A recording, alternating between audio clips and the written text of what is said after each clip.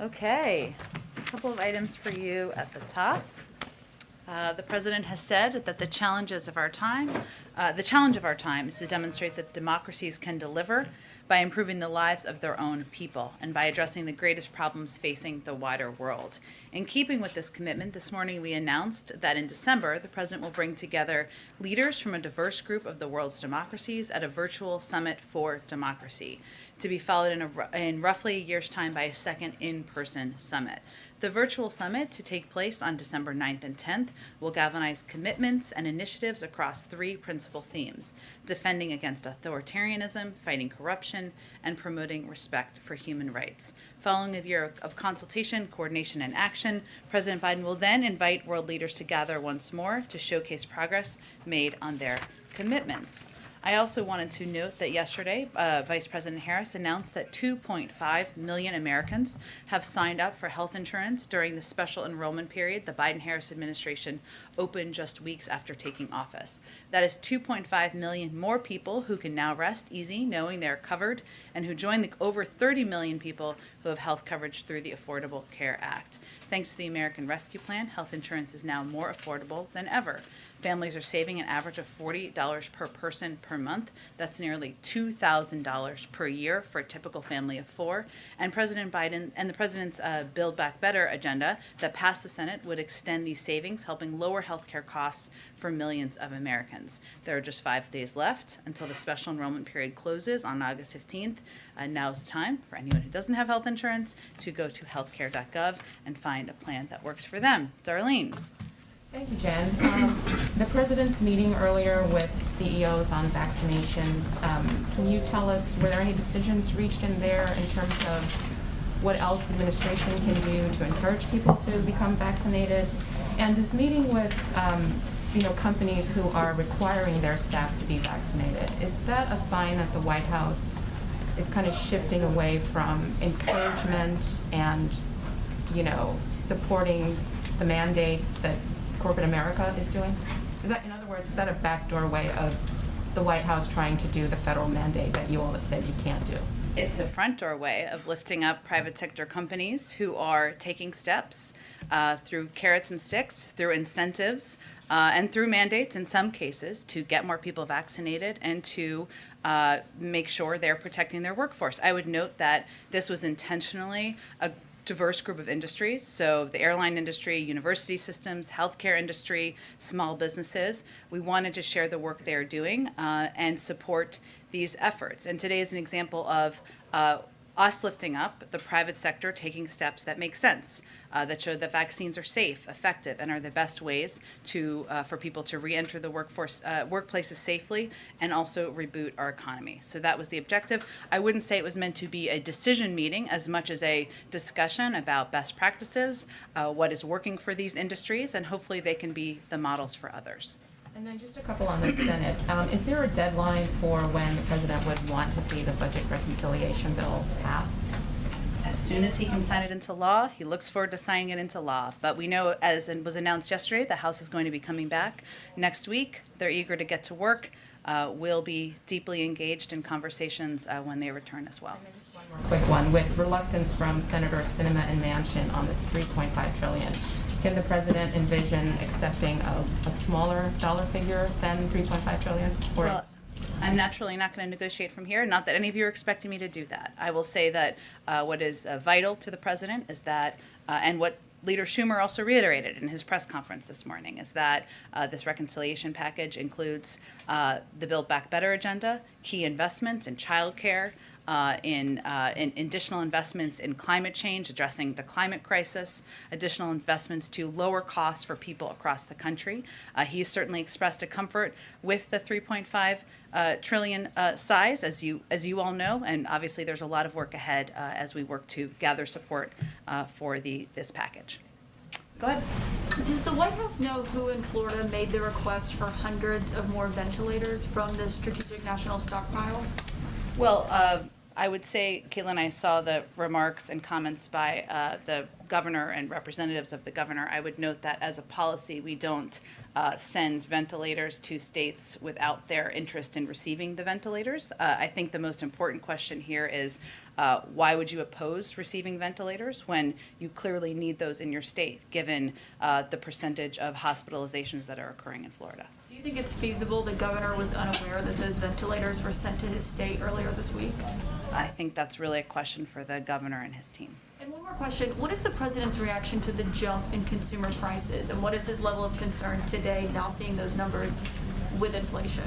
Well, Caitlin, if you actually look at the numbers and the trends over the last several months, it shows that core inflation was not only below expectations, but it decelerated from last month and even from the month prior. So over the last couple of months, we actually saw it trended downward over the last 3 months, and that is an encouraging sign. We also continue to believe that as the economy turns back on, and as as businesses are starting to move, as the demands start to change in the economy, that there will be transitory impacts as it relates to inflation. Those are projections that have been made, of course, not just by the Federal Reserve, but by CBO, Goldman Sachs, UBS, Moody's, and others. They've also all predicted that that inflation will come down next year, and those are the projections that we abide by. Go ahead, Jeff. Jen, the question about OPEC. The White House is pressing OPEC to produce more oil. Have you gotten a response from Saudi Arabia about that request? Well, first I would say this is just outreach that's just happening over the last couple of days, but it's also ongoing and something that isn't new as of today or even as of yesterday. We've had ongoing engagements, and I know we talked about this just a couple of weeks ago when we were especially concerned, or when there were OPEC discussions with OPEC member countries happening, even though we're not a member of OPEC. So the steps that we are announced this morning, which include, as you referenced, Jeff, National Security Advisor Jake Sullivan putting out a statement about how White House officials are continuing their engagement with relevant OPEC members on the importance of competitive markets and setting prices and doing more to support recovery. It also includes a letter that was sent from our NEC director, Brian Deese, to the FTC to consider, encourage them to consider using all of its available tools to monitor the U.S. gasoline markets. So this is not meant to be for immediate response necessarily. It's meant to be long-term engagement, consistent long-term engagement as we work to address not just anti-competitive behavior in the United States, but in the global marketplace as well, and also taking steps that we feel are prudent to keep gas prices down for the American public. I have a broader question on that theme. How does this White House square a push for OPEC or Saudi Arabia to increase production of oil, which is a fossil fuel, with your climate change agenda, which is basically to get away from fossil fuels? Well, first I'd say, Jeff, that experts have consistently debunked the notion that efforts we are undertaking to transition to net zero by 2050 and a clean power sector by 2035 are related to domestic production at home. I would just note, I know that wasn't exactly your question, but I wanted to get that in there. Our view is, one, that there are steps OPEC can take. What we're raising here is, we've raised in the past production and the need to increase production, as you've said, to make sure we have that available to help address the price of gas. We also are talking, though, most importantly, about competition and about ensuring that pricing on the global market is something that is aligned with what is fair and what is competitive as well. So we're talking about a number of steps, not just one, but I'd also note that we know that they have supply that's available that can be accessed, and that's what we're really referring to here. One other foreign policy question. Is the White House or the U.S. supporting Canada in any way with its back and forth with China about two people, one who's been convicted to death for drug smuggling and another who's been sentenced now to 11 years for spying? We have spoken out about this in the past, and I believe the State Department has. I would certainly point you to them on any particular comments. New comments, I should say. Go ahead. Thanks, Jen. On Afghanistan, last month the administration shared that the objective was to get individuals who are eligible relocated out of Afghanistan in advance of the U.S. troop withdrawal at the end of August. Given the speed of the Taliban offensive, is that still the timeline? It continues to be. We continue to work to expedite that to ensure we get SIV applicants who are eligible out of the country, both to Fort Lee, our base here in the United States, and also to third-party countries. But there have been a number of flights that have already been conducted, already been implemented, and we're continuing to work to expedite moving these applicants out of the country. And one more on that, the administration's view has been the Afghan forces have what they need. They've got the equipment, they've got the forces to fight back. But the Taliban now controls about 60% of the territory in Afghanistan. Isn't it clear that the Afghans at this point don't really have control? Well, I think our point here is, Stephanie, is that we will continue to provide close air support, making sure that Air Force functions are operable. We will continue to resupply their forces with food and equipment, pay all their salaries. In addition to all of the assistance we've provided over the last 20 years, I'd also note, and this is a question that came up yesterday, that the train, advise, and assist approach that we have been implementing and the range of assistance we've provided was done in coordination with military leaders, and the implementation and designing of that plan with military leaders and civilian leaders in Afghanistan over the last several years. So our larger point here is ultimately the Afghan National Security Defense Forces have the equipment, numbers, and training to fight back. They have what they need. What they need to determine is if they have the political will to fight back, and if they have the ability to unite as leaders to fight back, and that's really where it stands at this point. Good question. That air support is supposed to end the next few weeks. That U.S. air support. What happens after August 31st when those 600 troops are still there, trying to protect the U.S. Embassy and the airport, and that air support is gone? Will that be looked at again to continue it, or what happens from there? I don't, it's a good question. I don't have any update on that for you at this point in time. I will note that the president still made an extensive request for assistance, security assistance, humanitarian assistance, different from your question, but still relevant for Afghanistan in his FY22 budget. So our assistance, our partnership does not end. I understand you're asking specifically about support, air support, but he made a significant request and certainly will continue to work to get that money through and to the Afghan leadership. Go ahead. Thank you. The fact that this Summit on Democracies is virtual in December, is that an indication that most global diplomacy this fall may be conducted virtually and not in person? Not necessarily. I think we're assessing, and as are other leaders and countries assessing, what steps are prudent to take, given we're still in a fight, in a global fight with COVID. We need to plan, of course. There are a number of leaders who will be invited, and this was a decision we made, also given, based on also engagements and discussions with a number of these leaders. But I don't think it's an indicative of kind of everything going virtual at this point.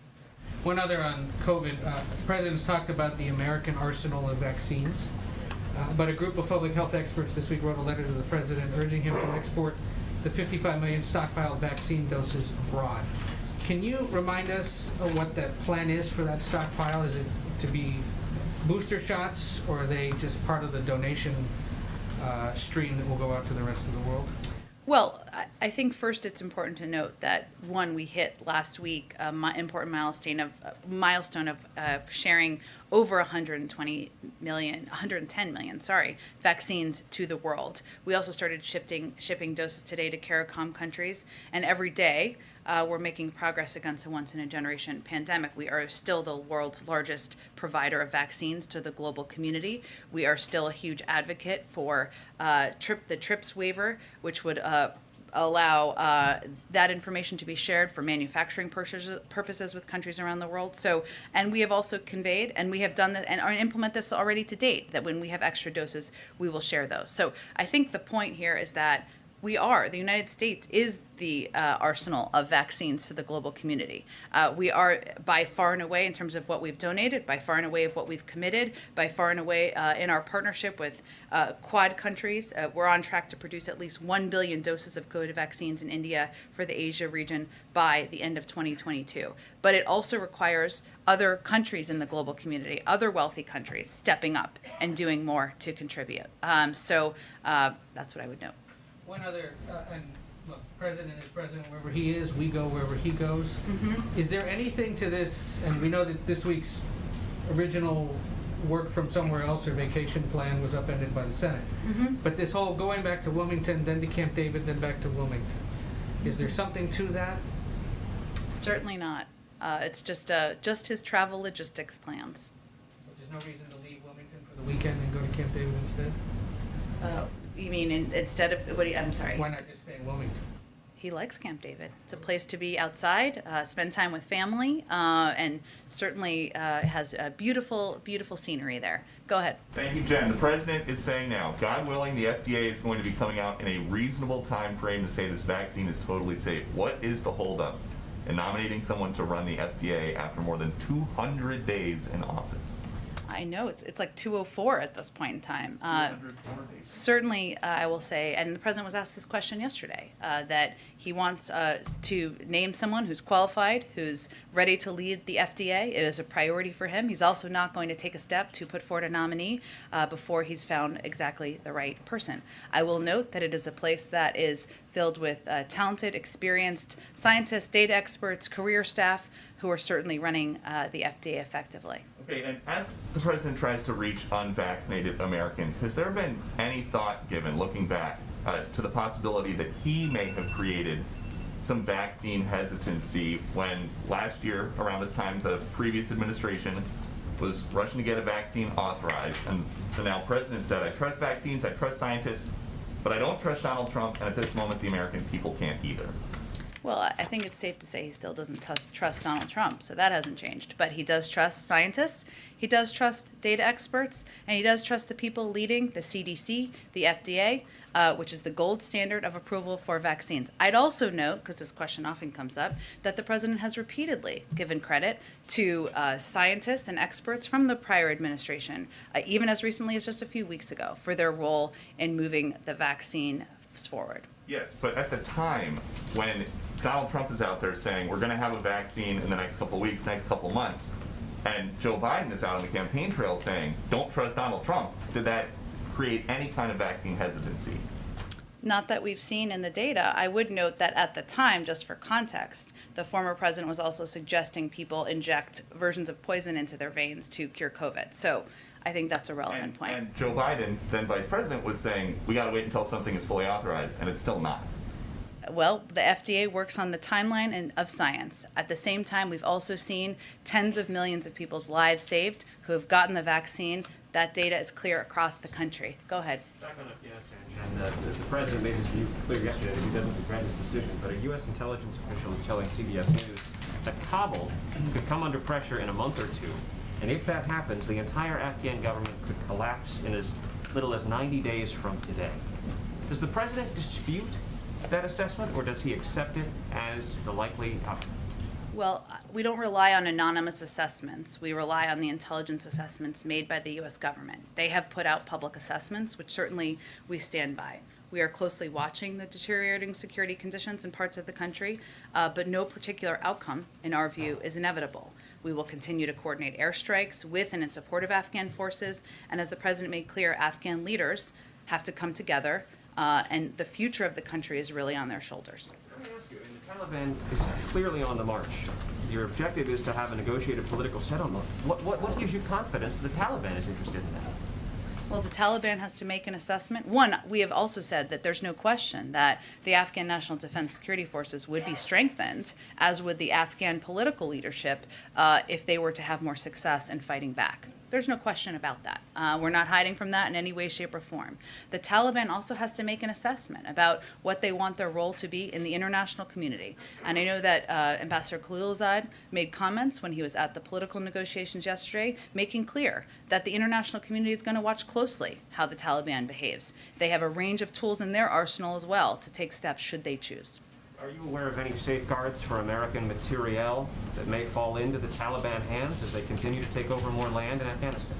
Well, we certainly take that risk seriously. It is a concern of ours, as it would be in any war zone where we've provided assistance. We did take steps to retrograde some of the equipment over the past several months in preparation for that possibility, but we do take that seriously. We watch it closely as well. Go ahead. Across the country right now, as we know, a lot of companies are trying to make decisions on their return to work dates. What, if any, decisions has the president made about when the federal workforce needs to be back in the office? Where does that stand for federal employees? Well, we've already brought all of the White House employees and on the executive complex back to work.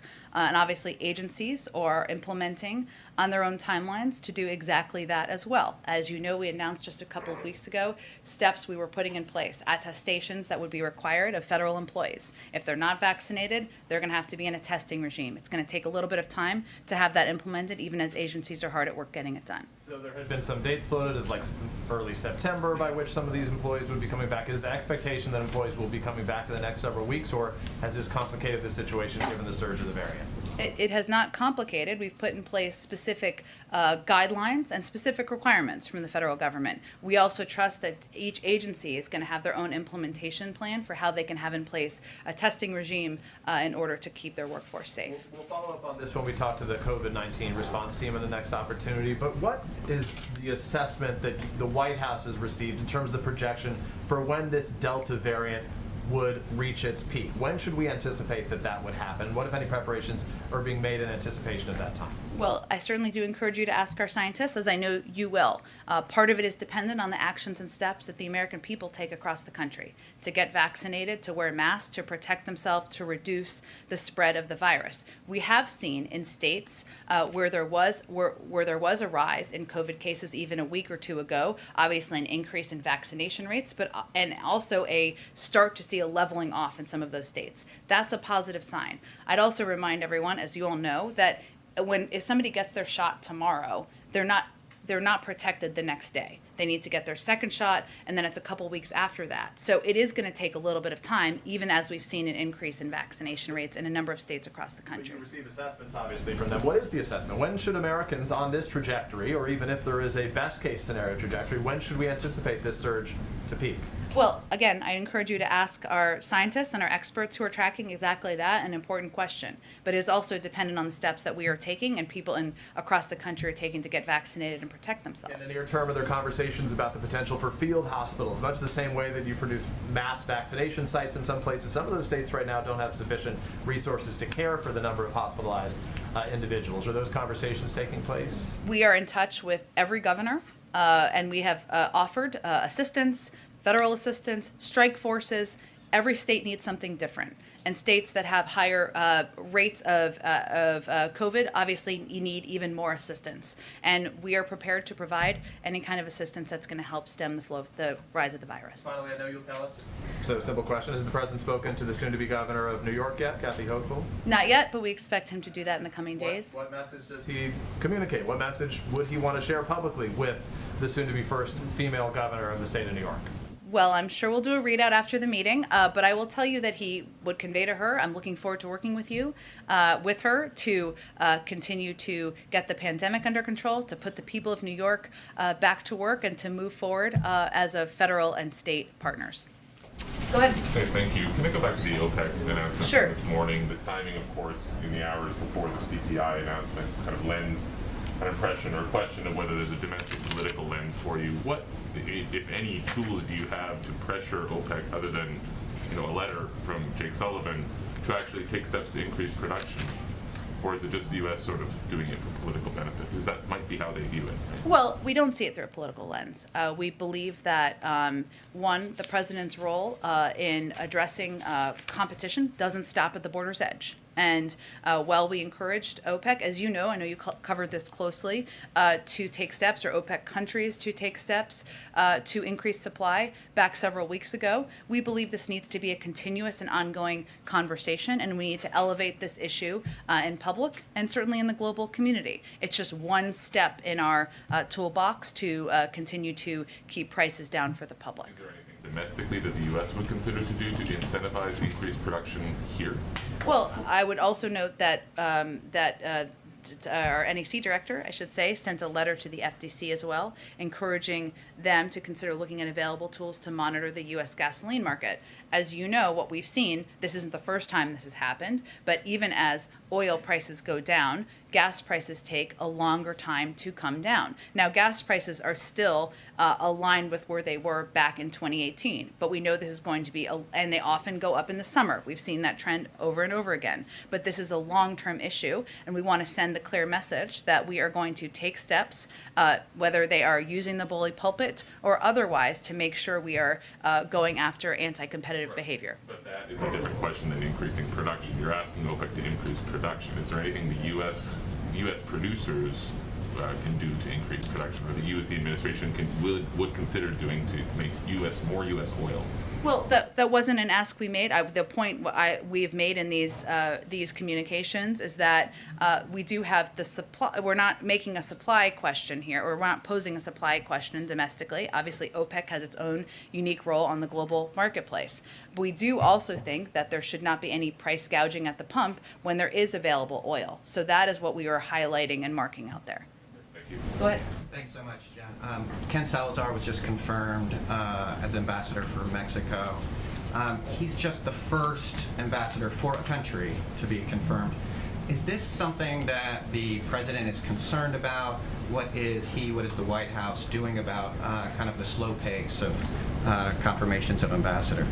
Well, we are grateful for the important work the Senate did before recess by passing the bipartisan infrastructure bill and certainly taking an important step forward on the President's Build Back Better agenda. We are frustrated over the slow pace of confirmations, particularly for non-controversial nominees. A number of these nominees who are sitting and waiting are highly qualified. A number of them have a lot of Republican support. So what is the holdup? And as you noted, it's important for us around the world to have qualified ambassadors who are confirmed by the Senate to lead our country and represent our country at this point in time. There are also a number of other positions at the Treasury Department, at other domestic agencies that could play a pivotal role as our country is continuing to deal with an economic recovery. I would also note that, just for data purposes, the president has sent over more nominees at this point than his predecessor, and a comparable amount of nominees to Presidents Obama and Bush. Right now, we have nearly 275 people we've nominated pending confirmation by the Senate, a number of them who have strong Republican support as well. Now, a few of the recent nominations last week were donors. The president, during the campaign, promised to put diplomacy back in the hands of professionals. What is the makeup that the White House is kind of shooting for in regards to percentage of political versus career diversity?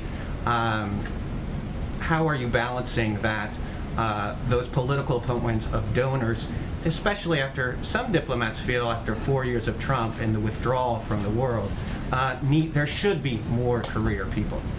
Well, the president has made clear that he supports, advocates for, and will continue to press for the confirmation of career ambassadors, of course, but also that individuals who are in the private sector, that does not mean that they're unqualified.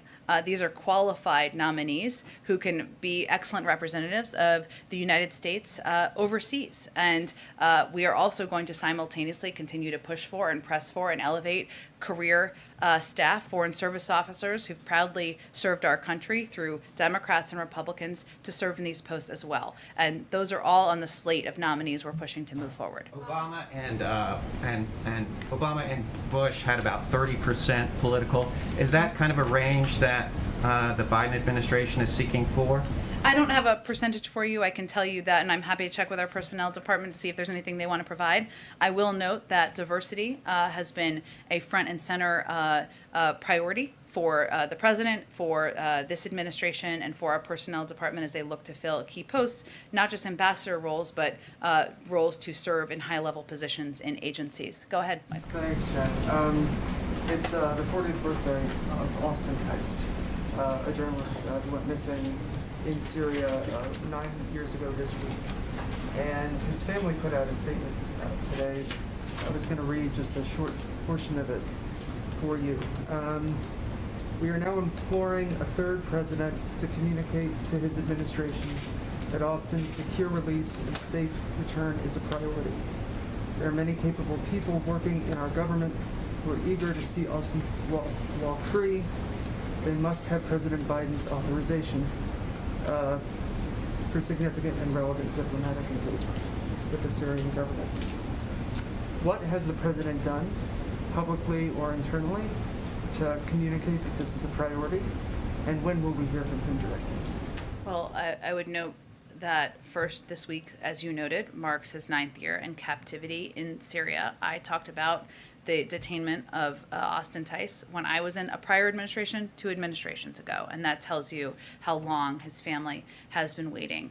We'd certainly reiterate our call for Syria to help release Austin Tice and every U.S. citizen held hostage in Syria. We are committed to following all avenues and talking to anyone who can help with Austin's release and return home. We don't speak about those publicly because that's not in the interest of the outcome. But we are committed to working on do it using every tool in our disposal to bring Austin and all hostages held in Syria home. I just want to follow up because it seems as if there's a feeling that there needs to be an explicit directive from the president, whether it be publicly or privately. He is directing Syria to release Austin Tice, and we are using, and he has asked his government to use every tool and tool of engagement available to bring him home. Go ahead. Thank you, Jen. I've got 2 questions, one domestic and one Jake, it's your birthday today. You Yes, noted that for yes, me. it is. Happy birthday. Thank you, and let me wish you back happy Infrastructure Week. Okay, same. We all get cakes, so it's good. So, one quick question about infrastructure. With the infrastructure bill just having passed overwhelmingly in the Senate and headed for the House, is there anything the American people should anticipate in terms of the next big push for bipartisan legislation? Well, the door to the Oval Office is always going to be open to bipartisan work, bipartisan engagement. There is work that we expect to proceed in the fall, including work on CHIPS legislation, helping to address issues in our supply chain that are impacting American workers, American companies. We certainly believe that Congress should follow historic precedent and raise the debt limit, as they have 3 times during the former president's administration and 80 times overall. And there are issues that have historically received bipartisan support, including on immigration, including on steps to make our workforce more competitive, address our competition with China. So there's a number of opportunities. We look forward to seeing what openness there is on the other side of the aisle as well. Go ahead. I think we got to keep going. Go ahead. 46 Republican senators have now signed a letter saying they will not vote to raise the debt limit. So what is the White House's kind of plan from here? What conversations are you having with Congress to make sure the U.S. doesn't default on its debt? Well, I would say we are making absolutely clear that raising the debt limit is something that has been done historically 80 times in a bipartisan fashion, the vast majority, more times under Republican presidents than Democratic presidents. And when we're talking about what debt we're dealing with here, most of it, 99% of it, I believe, existed before President Biden took office. So we understand what their public comments are to date. Congress will return in September, and certainly we know the private sector, that former leaders from both sides of the aisle are eager to see Congress raise the debt limit and not face default. So is passing this through regular order, not in reconciliation, is that a red line for the president? I'm not here to set red lines. I think there's a standard precedent we're looking for Congress to follow. Go ahead. Go ahead. I appreciate it. There's still roughly 2,000 inmates who were released to home confinement through the CARES Act. We've reported that the Biden administration deemed that the Trump administration was correct in interpreting that authority would basically end at the end of the pandemic. Would the president prefer issuing clemency to those inmates, seeing a legislative fix that would keep them on home confinement, or is he okay seeing them return back to prison, most of them? Well, I saw your reporting. We all did, of course. We are working hard every day to reform our justice system in order to strengthen families, boost our economy, give people a chance at a better future. As part of this, the president is deeply committed to reducing incarceration, helping people successfully re-enter society. And he has said too many people are incarcerated. Too many are black and brown. And he's therefore exploring multiple avenues to provide relief to certain nonviolent drug offenders, including through the use of his clemency power. I don't have anything to preview for you today, but he is again looking at a range of avenues. Oh, go ahead. Another topic. Also, the gallerist managing, who has been tasked with ensuring the buyers of Hunter Biden's artwork remain anonymous. He said that Hunter will be attending his opening as well next month, and has said friends and families will be attending as well. Does the President or First Lady plan on attending that opening? I'm not aware of plans for them to attend. Go ahead, Rachel. On the nominations again, I know that Secretary Blinken called for the nomination of Deborah Lipstadt as Special Envoy to combat anti-Semitism last week on the Senate Foreign Relations Committee. What kind of communications has the White House had with the Senate Foreign Relations Committee on her nomination and on others as well? We've been in close touch with the Senate Foreign Relations Committee, as well as a range of leaders in the Senate about our desire to get qualified nominees confirmed. I'd note that I gave the number earlier, 275 nominees, qualified, experienced, many of them former public servants who are eager to serve our country around the world and in the United States are waiting. They're ready to serve. They're ready to be in their roles. Some of them are international, some of them are domestic, and many of them have broad Republican support. I'd note there's also been a significant amount of outreach from the State Department on these nominees. I'd certainly point you to them to outline the specifics of that. Go ahead, Patsy. Thank you. I have a question on the Democracy Summit, but first, before that, I have two foreign policy questions. So Okay. Amnesty International released a report today documenting systemic rape and sexual violence against girls and women in the Tigray region in Ethiopia. How do you respond to that report? And does the administration plan to do more to help stop these atrocities? Well, we are closely engaged with countries in the region, leaders in the region, and certainly horrified by what we've seen as ongoing human rights abuses in Ethiopia. And that's something I would certainly point to the State Department for more extensive detail about our work there. We have put out a number of statements from administration officials on this particular issue, and we will continue to elevate it publicly. Haiti, Senators Rubio and Menendez just sent a letter earlier this week to President Biden expressing concern about the political crisis in Haiti following the assassination. Has the president responded, and how does he plan to respond? I'm not sure we've seen that letter. I'm not familiar with it. Go ahead. Democracy Summit, I think we got to keep going just to get some more people. Go ahead. Thank you, Jen. Two quick questions, one domestic, one foreign policy. Domestically, you may have seen the statement put out by Senator Joe Manchin in regards to the $3.5 trillion so-called human infrastructure bill. It seems very skeptical about the size of it. Do you view him as a team player? Absolutely, and a key partner to the president in moving our agenda forward. I did see his statement, or we all saw his statement. I'd note that I think he's confounding a couple of things in there. One, the Build Back Better agenda could also be called the cost-cutting agenda for working families. Build Back Better sounds better, but what it will actually do, and we have a report that just went out or should be going out from CEA and OMB, it makes clear that a big outcome, a big impact of the Build Back Better agenda is lowering costs, bringing down costs on childcare, healthcare, prescription drugs, preschool, cost of college, commuting, even household expenses.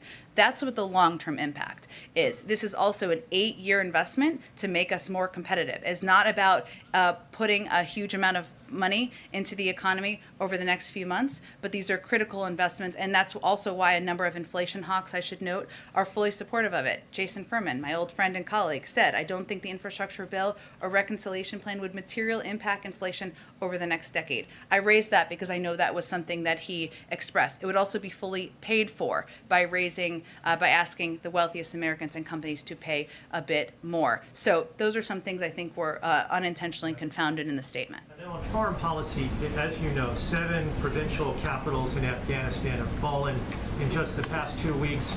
National security hawks attribute that directly to the decision by President Biden to announce the withdrawal of U.S. forces by the end of this month.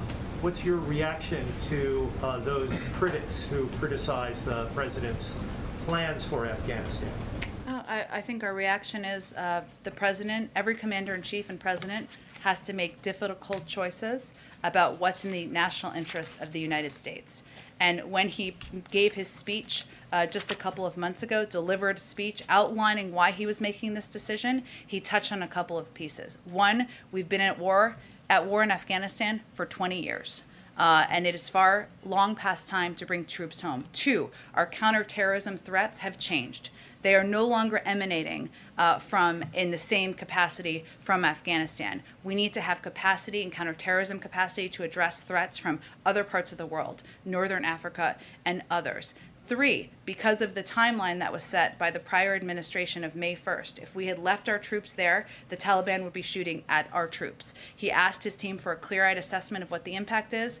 We put out intelligence assessments, and we will continue to be partners with the Afghan governments militarily, from a humanitarian perspective, moving forward. I didn't mean to skip you. Go ahead. No, you're fine. Back to the Senate, which recessed without taking any significant action on voting rights. And I think Mitch McConnell said something that came to, it's not going to happen tonight, and it's not going to happen when we come back. What, if anything, is the White House doing to sort of push the issue forward over the next month? Well, I would say first that Leader Schumer made clear that he disagrees with that assessment, and he is the leader of the Senate. So he has indicated that he wants to continue to press for voting rights on legislation and moving things forward. I expect you'll see a comment from the president on this particular issue and his ongoing commitment to addressing voting rights and making sure we are protecting and defending people's fundamental rights as well. As you noted, the Senate will return in September. We will stay at it in this fight. We will continue to work with officials around the country, with activists, and with legislators to move legislation forward. Go ahead. Just curious if the president is following the recall election in California, how concerned he is about the vote, and whether he is considering getting more involved to potentially engage Democratic voters that polls show are less enthusiastic about casting ballots. I wouldn't say he's following it particularly closely in the sense that he's got a lot on his agenda, but we certainly support Governor Newsom and have worked with him on a range of key issues, whether it's the pandemic, addressing wildfires, growing the economy, and look forward to continuing to do so. Will we see the president potentially make a statement or, some other show of support for him in the final days? He supports him. I don't have anything in terms of additional steps to preview for you. Go ahead. Jen, what is the White House reaction to the Hyde Amendment being included in the $3.5 trillion budget resolution? I don't think I'm going to negotiate from here. The president's position on Hyde is well known, and we've stated many times publicly. I think we're going to move on. Go ahead. Go ahead, Joey. Go ahead, Joey. Go ahead. I think we're going to move on so we can get to more people. Go ahead. It doesn't help to scream over people. Go ahead. Thanks, Jen. I appreciate it. Just going back to the Senator Manchin statement, you said he, quote, confounded a couple of things when he raised cost concerns with the $3.5 trillion price tag. Does that mean for now, and I know we've asked you about this a couple times, but your position, the White House position right now, is that it needs to be the $3.5 trillion price tag, and that you're not budging on that figure and you're digging in on that figure? That's not what I was saying. I was responding to, although the president is certainly comfortable with that amount, his priorities are ensuring that the Build Back Better agenda, that additional investments in protecting our climate, bringing down the costs of childcare, of healthcare, of education for the American public is included. He's spoken to that before. There's going to be a negotiation moving forward. What I was speaking to is the fact that the Build Back Better agenda will actually bring costs down over the course of time. It's also a plan and a proposal that is fully paid for. It is different from the American Rescue Plan emergency funding that was passed in order to address dual pandemics. So I was just clarifying some of the specifics that were raised there. Go ahead, Ebony. Tomorrow, Representative Norton, along with several other progressive groups, are going to be having a rally, but also delivering a petition with thousands of names to the president to ask him to come out and still speak on the filibuster. And while we know what the president's stance is today on the steps of the Supreme Court, you had family members of John Lewis talking about how the president has stomped so much on the filibuster, speaking more than 300 times, but less than 50 when it comes to voting rights. Is there anything in his schedule where we can see where the president is going to be making the same type of effort he is doing with infrastructure on voting rights? Well, the president has given major speeches recently in the last few weeks on voting rights. He's also said that it is a cause of his presidency, and he believes that voting rights are fundamental rights for the American people and the American public. His closest advisor and partner is of course, Vice President Harris. She is leading this effort, and he has taken steps that he has the purview to take, including signing an executive order to expand and protect voting rights, including ensuring and supporting steps by the Department of Justice to provide additional funding, including nominating voting rights leaders in the voting rights community to play important roles in the Department of Justice. He will continue to speak out on this issue. He will continue to advocate for fundamental rights, and he will look forward to signing legislation into law. Go ahead. Thank you, Jen.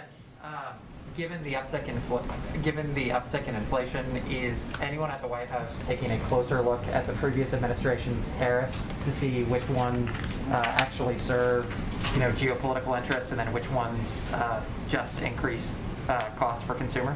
Well, we've talked about how there's ongoing reviews of tariffs and a range of steps that were put in place by the prior administration, and of course we're going to continue to use every economic tool in our toolbox. I would note, I noted this previously, but as we look at averages, the rate of inflation has actually come down, and we continue to be at a projection where it is going to come back to normal rates next year. And we also know that there are specific industries that are impacting inflation. We also saw a encouraging data as it relates to the used car industry. Last month, it went up by 10%.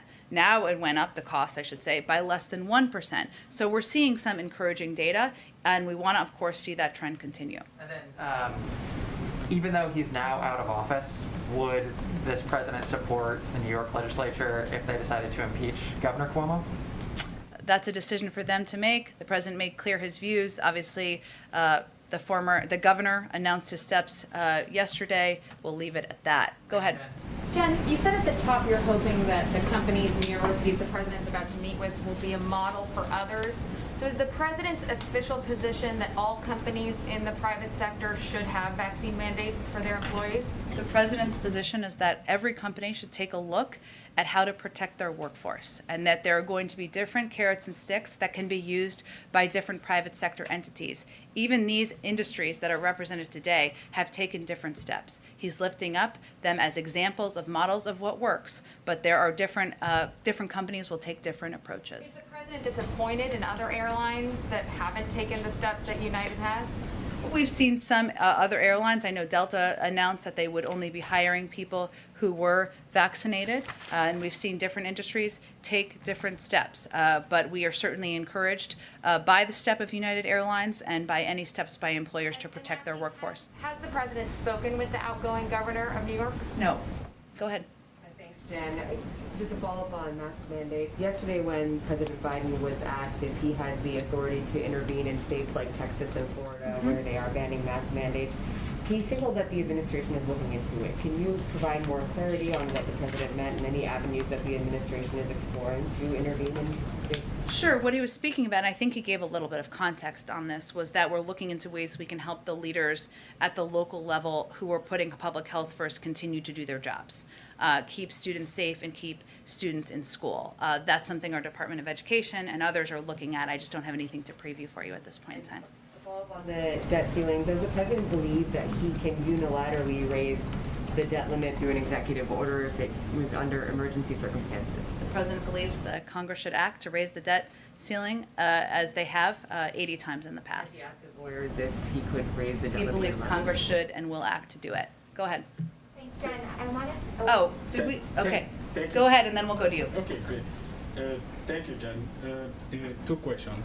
The Biden administration has already delivered 20 million vaccine doses to 26 countries in Africa from the pledge the president made on May 17. And Africa also expect to receive a significant portion of doses from the pledge the president made at the G7 on June 10. But with only 1.7% of people vaccinated in Africa and the Delta variant killing so many people, is the president considering scaling up vaccine donation from the G7 pledge? Well, the G7 made their commitment, which is significant and will be implemented. We are going to continue to build on what we've already announced. So we plan to share tens of millions of doses across the summer months. I'd also note that we're also working to support vaccine manufacturing in Africa by providing financing to a South African business to bolster manufacturing capacity to produce more than 500 million doses. So we are looking at a range of ways to provide supply to be the arsenal of vaccines in the global community, including Africa, and we will continue to expedite that as quickly as we can. We know that the pandemic knows no borders. On Guinea, is the White House doing anything to support Guinea to contain the Marburg virus disease that was identified there? Is it a strain of the coronavirus? Strain of is in the same family with the Ebola virus. I'm happy to check with our team and see if there's any specific updates. The State Department might be the best entity to speak to that. Go ahead. Thank you. Question about Africa. We have seen a number of deadly jihadist attacks in the last days in Mali, in Burkina Faso. You just said the president's assessment is that the terrorist threat is spreading in other countries. Is he planning to do anything about those countries in Africa? Well, I think what I was referring to is what the president conveyed in May when he gave a speech about his decision as it relates to U.S. troops in Afghanistan. And certainly his assessment, not new assessment, this has been growing over time, as you know, that the threat has expanded to, over the last several years, to Northern Africa and other parts of the world. So certainly our counterterrorism strategy reflects that assessment, which again is not new, but certainly contributed to his decision on Afghanistan. Go ahead. Jen, a headline from the New York Post from, I believe, 2 days ago. Team Biden's war on DeSantis is all about kneecapping a successful governor, a GOP governor. Could you address that concern, please? Our war is not on DeSantis. It's on the virus, which we're trying to kneecap. And he does not seem to want to participate in that effort to kneecap the virus, hence our concern. Go ahead. Thank you, Jen. I have a rapid-fire 3 questions on transparency. As Ed noted earlier, the president's been to Delaware 17 times. It's soon going to be 18 and 19 times over the past 6 months. I want to know how visits from visitors and from family members with potential conflicts of interest are being treated for the purposes of White House visitor log disclosure. Also, I was hoping that you could respond to Walter Schaub's criticism of the First Son's art sales. He says he wants the shame on the president if he doesn't ask his son to stop. What exactly has the president said to his son? And the third question is, what spacing constraints are there in the White House East Room that are preventing us all from attending the event later today, especially considering there are no spacing constraints in this room? Well, one, I think we wanted to make it as transparent as possible and make the entire meeting available to everyone who isn't just in this room. So we are actually not discriminating against people who are covering the White House from outside of the White House briefing room. Second, I would say we have spoken extensively to the arrangements which are not White House arrangements. They're arrangements between Hunter Biden's representatives and ones that we certainly were made aware of. I don't think I have anything to add in that regard. And no, I can confirm we are not going to be providing information about the comings and goings of the president's grandchildren or people visiting him in Delaware. Go ahead. In the reconciliation, last one. Yeah, in the reconciliation framework that was that made the next step here. The public debt, it says, goes to $30.7 trillion in the next fiscal year. Then it balloons to $45.1 trillion by 2031, and that's with the pay-fors. So at what point does the federal debt become an issue or concern for the president? Well, it was a concern when he came in, and he was left with quite a debt and deficit by his predecessor. But the president has proposed a plan and package that would be fully paid for by asking corporations and the wealthiest Americans to pay a little bit more to make our country more competitive, and he feels quite comfortable with the fiscal responsibility of that. Thanks, everyone, so much. Have a great day. Thank you.